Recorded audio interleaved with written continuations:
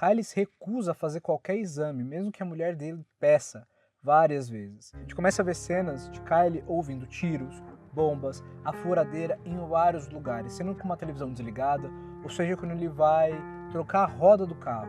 Ele sempre ouve esses barulhos que estão relacionados com a guerra. Era nesse ponto, nessa questão do trauma de Kyle, é onde as pessoas na época que defendiam o filme, quando ele foi lançado, é nesse ponto que elas se fundamentavam para tentar tirar algo de bom do filme. Vamos lá, por exemplo, a gente tem o Sadovski que escreveu uma crítica de Sniper Americano para o UOL na época que ele foi lançado, e ele foi a favor do filme. Vamos ver esse trecho que comenta um pouco do que eu estou falando aqui. Abre aspas. Defendendo os soldados yankees dos, entre aspas, selvagens, não é difícil imaginar por que Sniper Americano se tornou um fenômeno de bilheteria nos Estados Unidos, com o público indo em massa aos cinemas louvar seu herói. Claro que não é esse filme realizado por Westwood.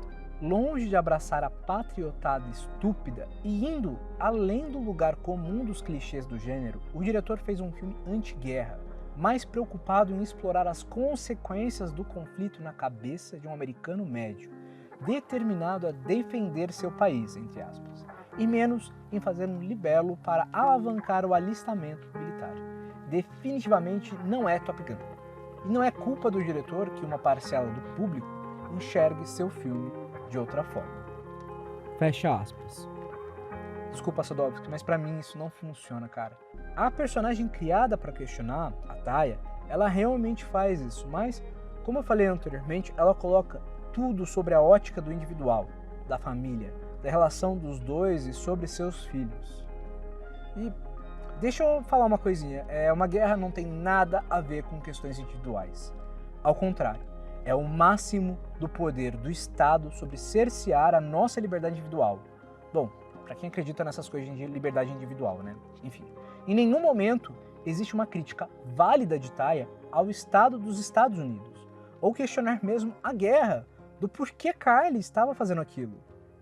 O engraçado é que o próprio filme conta a influência da propaganda, da manipulação que Kyle teve a partir das mídias, dos jornais comentando os horrores de guerra e o ataque às Torres Gêmeas. Mas isso é só mostrado. Inclusive, é mostrado como algo natural, e isso nunca é questionado. Nesse caso aqui, nessa parte sobre a não crítica ao Estado e colocar tudo com um viés de individualidade, eu concordo mais com o crítico Pablo Vilaça.